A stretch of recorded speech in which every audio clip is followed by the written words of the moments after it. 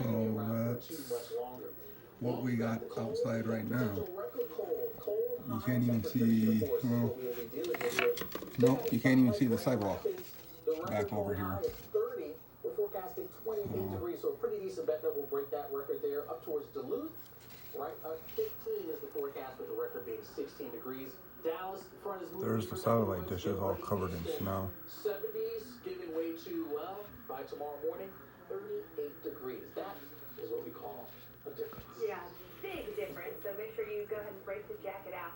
Though it might not feel like you need And it's very windy out there too. How a small company in North Carolina changed the way American Where did that soldiers leaf and go? sailors fought by making their uniforms more comfortable in every possible temperature. This Veterans Day, we want to honor those that served in the United Everybody will be States able to see this on Armed Forces. Facebook. Today we want to recognize those right here in the Weather Channel that serve our country.